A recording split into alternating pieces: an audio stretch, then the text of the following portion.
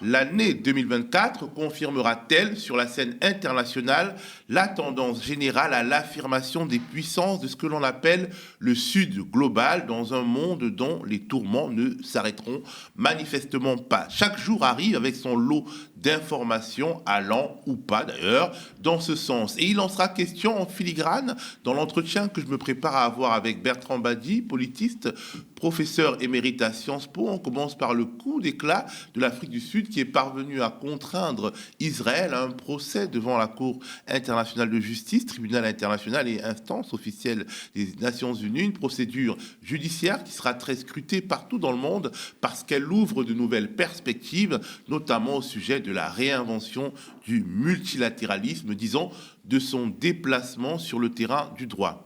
L'Afrique du Sud se fait également remarquer sur la scène mondiale en portant une voix forte, la voix d'un pays membre des BRICS, d'une puissance africaine, disons, de l'ex-tiers-monde.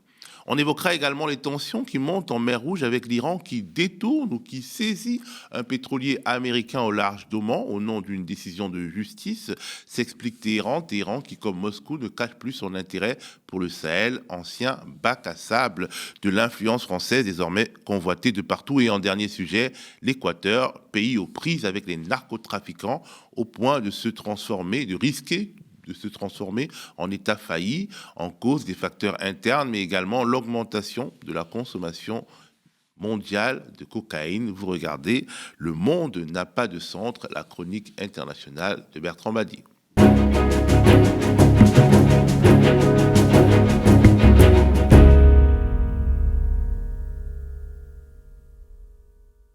Salut Bertrand. Bonjour Théophile. Et bonne année. Et bonne année, si on peut dire.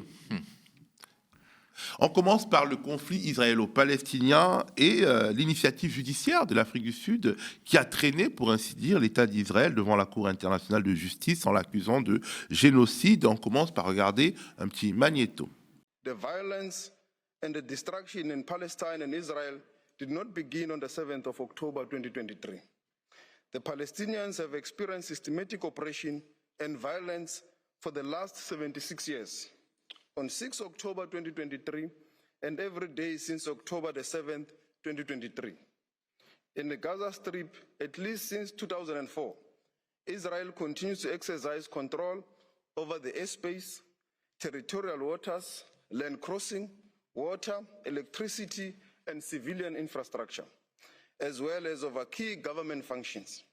No armed attack on a state territory, no matter how serious, even an attack involving atrocity crimes, can provide any justification for or defense to breaches to the convention, whether as a matter of law or morality. Bertrand, est-ce que l'ouverture de cette procédure devant la Cour internationale de justice est un moment historique? Quel jeu joue l'Afrique du Sud, membre historique des BRICS, donc acteur du Sud global, comme on sait? Disons déjà que c'est un moment explicite, c'est-à-dire où on pose dans l'espace public mondial un problème qui est un problème de fond. Et en cela, c'est un événement extrêmement important. Symbolique tout d'abord, et je dirais peut-être hélas surtout symbolique. Symbolique parce que l'Afrique du Sud, ce n'est pas n'importe quel État au monde, c'est celui qui a porté le modèle d'apartheid, c'est celui qui est peut-être le plus intimement associé à la question des droits de l'homme dans la période post-1945. Donc c'est tout un symbole. C'est aussi, comme tu l'as dit, un acteur majeur de ce Sud global. C'est un pays d'influence. C'est un pays, je dirais aussi, d'affichage. Donc, effectivement, le symbole est extrêmement puissant et au-delà du symbole, il est très sain que l'espace public mondial débatte d'une question que l'on n'osait pas expliciter. Maintenant, il y a l'autre face de la chose. Il ne faut pas oublier que la CIJ est une institution internationale contraignante, c'est-à-dire dont les décisions sont des décisions qui s'imposent. Mais, et c'est toute l'ambiguïté du droit international, les décisions sont contraignantes, mais la Cour ne dispose d'aucun instrument de contrainte. Donc, combien de décisions de la Cour internationale de justice sont restées sans effet, comme par exemple la construction du mur. Le mur qui sépare la Cisjordanie, les territoires occupés d'Israël, a été présenté, défini comme illégal par la Cour internationale de justice. Il existe toujours, parce qu'il n'y a pas de moyen de rendre les décisions contraignantes. On connaît le tout petit canal qui rend contraignant ce genre d'arrêt. C'est le choix de la puissance américaine. Les États-Unis sont les seuls à pouvoir exercer ce pouvoir de contrainte que nul, ni les Nations Unies, ni n'importe quel autre État du monde n'est capable d'exercer sur Israël. Il est très peu probable, et ce que l'on entend à Washington sur la Cour internationale de justice et sur cette plainte déposée par l'Afrique du Sud n'est pas très encourageant, parce que les États-Unis s'inscrivent en faux contre cette plainte, ce qui est une façon de nous prévenir que, de toute manière, si Israël ne respecte pas une éventuelle décision de la Cour internationale de justice, les États-Unis ne feraient pas opposition à une telle réticence. Donc, le symbole est fort, le débat est important, le résultat, pour l'instant, paraît plus abstrait que concret. Mais est-ce qu'il n'y a pas d'une certaine manière la construction d'une figure de l'État voyou qui, dans un contexte effectivement de puissance américaine, mais d'affaiblissement de la puissance américaine et de division des puissances européennes et de renforcement du Sud global autour de la Palestine, est-ce qu'il n'y a pas quelque chose qui se joue sur un moyen ou un long terme, la construction justement d'un État indéfendable? Je dirais oui, mais. Et le oui est heureusement plus important que le mais. Oui, bien sûr, parce que nous vivons dans une séquence historique qui s'est amorcée finalement avec le temps de la décolonisation, des guerres coloniales, qui est un temps de stigmatisation publique. C'est-à-dire, alors que l'opinion publique était loin des questions internationales, n'était pas appelée à s'en mêler ou ne s'y intéressait pas, il y a eu un mouvement de bascule quand même très important dans la chronique des relations internationales, la chronique multiséculaire des relations internationales, c'est que depuis aussi la révolution des communications et ces grands enjeux qui étaient la décolonisation, les guerres d'intervention, maintenant il y a une opinion publique, peut-être pas internationale, mais une opinion publique sur l'international, qui juge, qui stigmatise. Il ne faut pas oublier que la plus grande manifestation de tous les temps, c'est celle qui a eu lieu le 15 février 2003, lorsque il y a eu le débat au Conseil de sécurité sur l'éventualité d'une intervention américaine en Irak. C'est dire qu'il y a maintenant un grand juge de la politique internationale qui est l'opinion publique mondiale, qui compte. Et effectivement,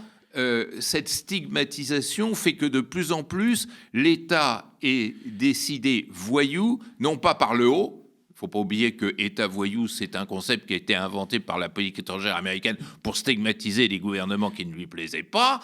Mais maintenant, et de plus en plus, la stigmatisation, elle vient du bas. Il y a un jugement social sur les faits internationaux. Et effectivement, ce jugement social ne conduit pas les États dénoncés à changer. On l'a bien vu, Bush est quand même intervenu en Irak. Mais aujourd'hui, et ça c'est une petite lueur d'espoir, aujourd'hui, cette stigmatisation publique des politiques étrangères ou des États qui manquent aux obligations de l'humanité, elle entrave sérieusement l'action de tels États, donc ça devient un paramètre très important. Regarde à quelle vitesse l'opinion publique mondiale change d'avis sur la question israélo-palestinienne. C'est un autre signe. Mais il y avait un mais. Le mais, c'est que, encore une fois, nous vivons dans deux mondes en même temps.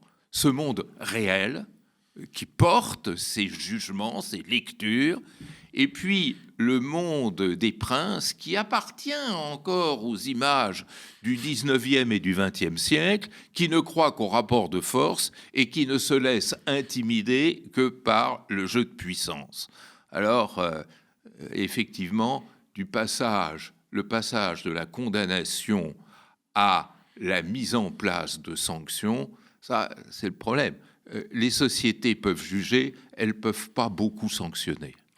Est-ce qu'on n'est pas là face à une tentative de reconstruire du multilatéralisme via l'arme du droit international, alors que le Conseil de sécurité des Nations Unies, verrouillé par les membres permanents comme les États-Unis, la Russie, la Chine, mais également la France et le Royaume-Uni, est objectivement en état de mort clinique?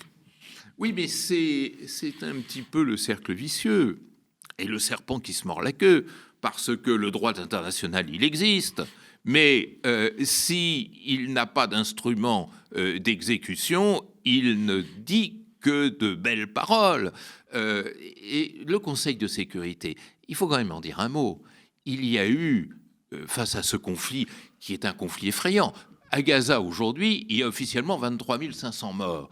Mais si on compte ceux qui, hélas, sont encore aujourd'hui sous les décombres, on doit être à 30-35 000. C'est-à-dire 1,5% de la population gazaoui. C'est-à-dire, si c'était en France, proportion gardée, ça ferait comme équivalent 1 million de Français qui seraient morts sous les bombes. C'est quand même quelque chose d'inouï. C'est quelque chose d'inouï. Le Conseil de sécurité, le 22 décembre, a dit « Bon, continuez si vous voulez, mais ne faites pas trop de bruit et surtout ne vous faites pas trop mal. » C'était un blanc-seing qui était donné à ceux qui étaient les fauteurs de la guerre à Gaza pour continuer. Mais en revanche, qu'est-ce qu'on a vu avant-hier ? Avant-hier, nous avons vu le Conseil de sécurité exiger des outils qui mettent fin à leur attaque sur les bateaux qui croisent en mer Rouge. Ça veut dire que le Conseil de sécurité condamne de façon contraignante l'action contre des navires, mais ne condamne pas des actions qui ont conduit à quelques 30 000 morts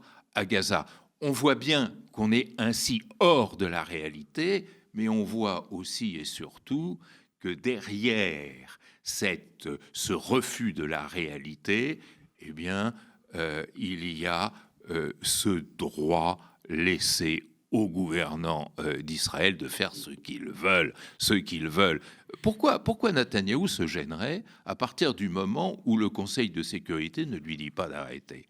Donc, c'est trop facile de dire qu'on ne peut pas contourner le Conseil de sécurité. On est obligé de constater. Mais oui, parce que c'est trop facile de dire oh, le Conseil de sécurité, ça marche pas, c'est fini, c'est la mort cérébrale et tout ce que tu veux.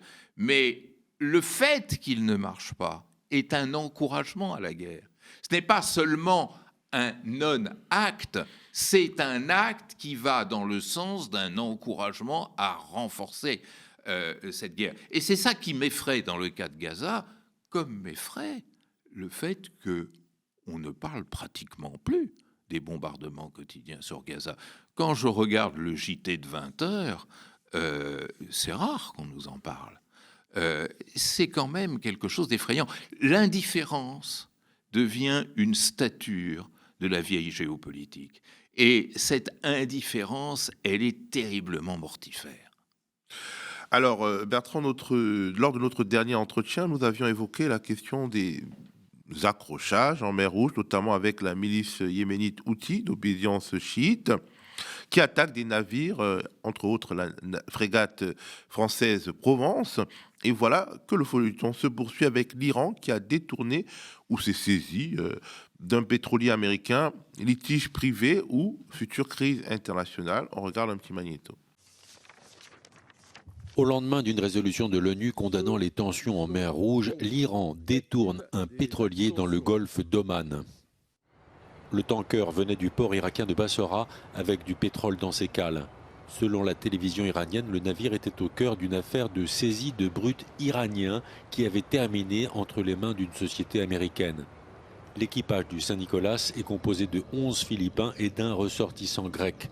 Le pétrolier navigue sous pavillon des îles Marshall et son armateur est basé à Athènes. L'incident risque d'envenimer les tensions en mer Rouge de l'autre côté de la péninsule arabique. Dans cette région, les rebelles yéménites, alliés de l'Iran, multiplient les attaques et perturbent le trafic maritime commercial. Là aussi, Bertrand, le problème a un aspect judiciaire, car Téhéran se fonde sur une décision de justice interne à propos d'un navire manifestement accusé d'avoir confisqué, dans un premier temps, du brut iranien et de l'avoir remis aux États-Unis, dans un contexte, il faut dire, de sanctions et d'extraterritorialité du droit américain. D'un point de vue juridique, il y a quelque chose qui se joue également. Quelle législation interne peut s'imposer ? En fait, on touche là à un point extrêmement sensible du droit international qui fait en même temps sa force et sa faiblesse. C'est-à-dire que les États-Unis ont pris le risque, c'est eux qui ont été moteurs dans cette affaire, d'extraterritorialiser le droit. Dans la vieille culture juridique européenne, puisqu'elle est à l'origine de ces constructions, la compétence se définit en fonction de la territorialité, du principe de territorialité. Un État est compétent pour décider sur son territoire. Hors de son territoire, il ne décide pas.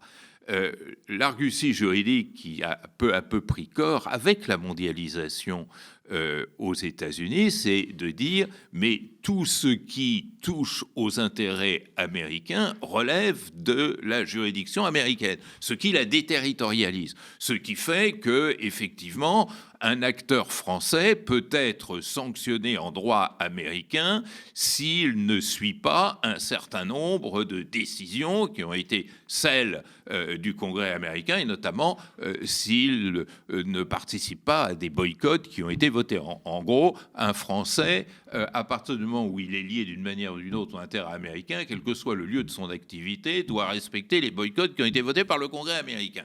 Si on continue dans ce raisonnement, effectivement, et c'est ce que font les autorités iraniennes aujourd'hui, on peut dire, si vous faites ça, moi je le fais aussi. C'est-à-dire, tout ce qui touche à nos intérêts propres relève à ce moment-là de la compétence de nos propres juridictions. Et effectivement, à partir du moment où atteinte a été portée à un produit qui est de nationalité iranienne, j'ai le droit d'intervenir. On voit que c'est un jeu dangereux, parce que si tout le monde joue à ça, on va arriver au contraire de l'idée de départ, c'est-à-dire on va déjuridiciser le monde, c'est-à-dire tout le monde pourra intervenir partout, c'est-à-dire on retrouve à l'état de nature ou l'état sauvage antéjuridique. C'est donc extrêmement dangereux. Mais dans le cas de la mer Rouge, on est en fait face à quelque chose de beaucoup plus simple, au-delà des arguties juridiques.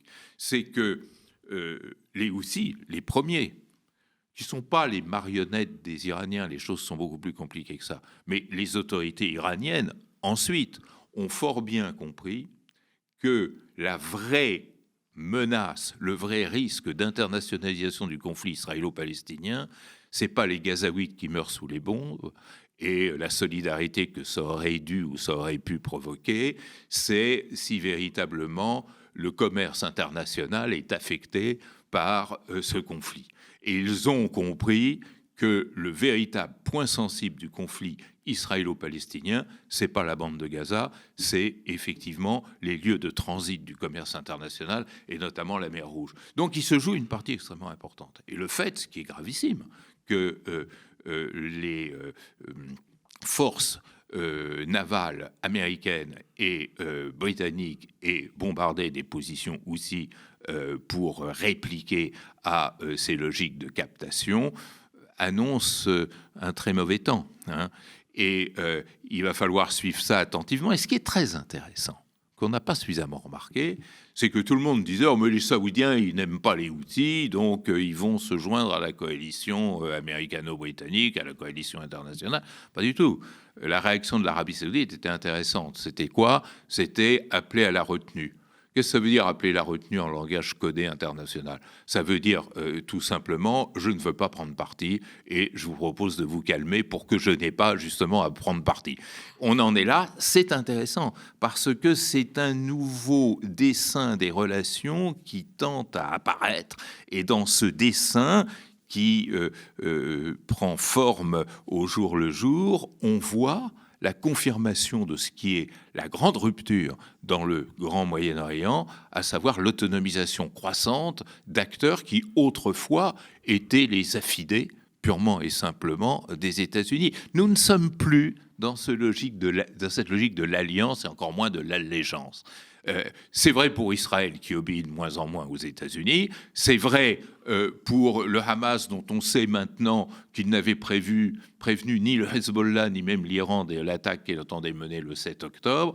Et c'est vrai de tous ces acteurs qui, en étant de plus en plus autonomes, peuvent agir sur le cours des événements avec une rapidité et une surprise qui vient effectivement agir comme paramètre nouveau des relations régionales.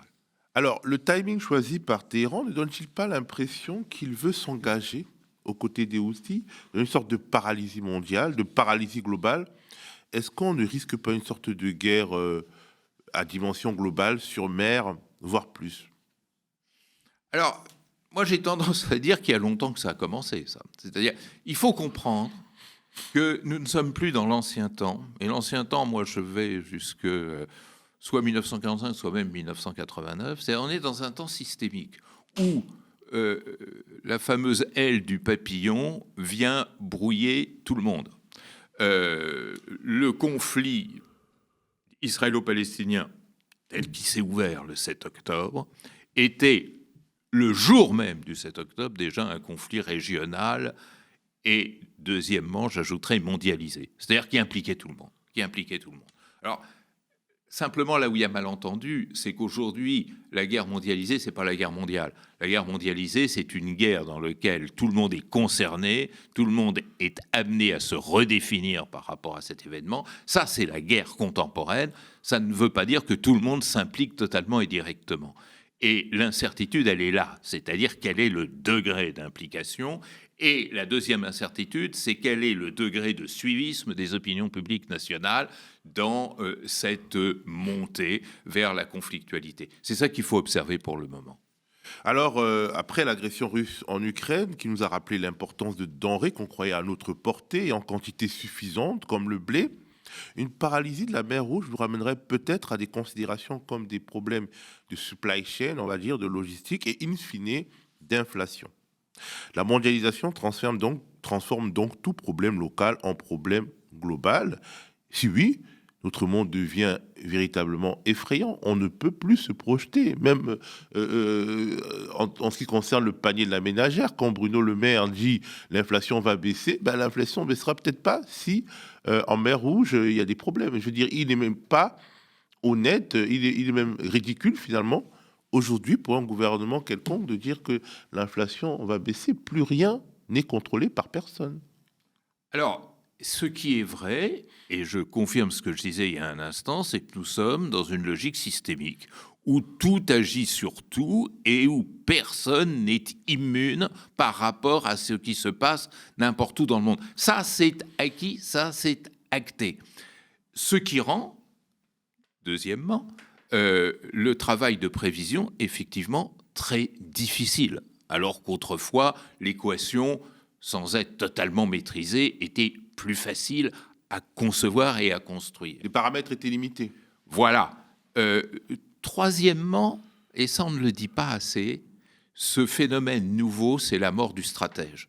C'est-à-dire, on ne peut plus avoir une vision stratégique du monde tant les interdépendances et les interactions sont nombreuses. Le stratège, il a besoin d'avoir la maîtrise sur l'événement, ce qui du temps de Clausewitz, du fameux stratège prussien qui est en quelque sorte l'auteur de la Bible en matière de stratégie en Occident, à l'époque c'était possible. Mais il ne faut pas voir que le mauvais côté des choses. Il y a aussi un bon côté. C'est-à-dire ce monde interdépendant, si nous savons le gérer, ça peut être un monde de solidarité. Et c'est en grande partie un monde de solidarité. C'est par la banalisation des interdépendances et des interactions qu'on a vu fleurir les ONG, les actions de solidarité de toute nature, privées, hélas, plus souvent que publiques. C'est aussi cette interdépendance qui nous donne une visibilité sur le monde. Autrefois, il pouvait se passer des choses au Proche-Orient, on ne savait même pas que ça avait lieu. Et même les premières guerres israélo-arabes, à l'époque, elles étaient largement inconnues, méconnues de l'opinion publique. Aujourd'hui, tout le monde voit tout le monde, c'est-à-dire que personne ne peut se cacher. Et que celui qui commet des forfaits a bien du mal à pouvoir les cacher. Autrefois, on tuait, personne ne le savait. Aujourd'hui, on a le décompte des morts à Gaza tous les jours, comme on a eu le terrible décompte des victimes du 7 octobre le jour même. Pour en finir avec l'Iran, comment expliquer son activisme récent dans le précaré français, notamment au Sahel? Dans un article du 9 janvier dernier, Le Monde écrivait, et je cite, « Les dés géopolitiques sont relancés au Sahel depuis la succession de coups d'État qui ont eu lieu au Mali, au Burkina Faso et au Niger depuis 2020. Après avoir exigé le départ des diplomates et des soldats français, les militaires au pouvoir scellent de nouvelles alliances. Aux côtés de la Russie, devenue un partenaire majeur de Bamako et de Ouagadougou, l'Iran renforce aussi ses liens avec les 3 pays sahéliens. Quoique de façon plus discrète, Téhéran espère réduire son isolement sur la scène internationale tout en poursuivant son combat contre les Occidentaux. On va finir par penser qu'il ne faut rien en tant que l'Occident va finir par penser qu'il ne faut rien confier à la France parce qu'elle perd tout. Nouvelle débâcle pour Paris.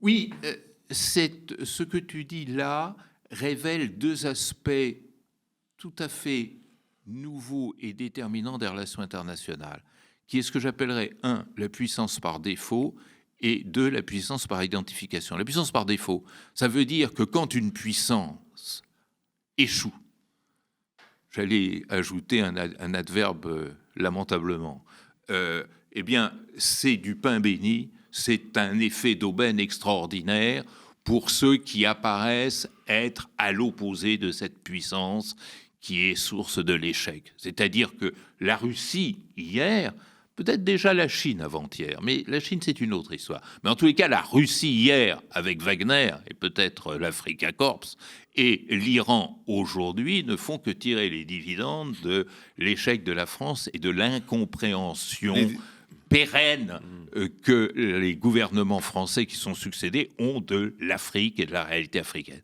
Ça, c'est la puissance par défaut. Puis la puissance par identification, c'est-à-dire le jeu dangereux, mais qu'il faut suivre de très très près, des nouveaux arrivants en Afrique, c'est de dire aux Africains, nous vous ressemblons. Nous vous ressemblons parce que nous avons subi les mêmes dominations, nous avons subi les mêmes humiliations, nous subissons maintenant les mêmes sanctions.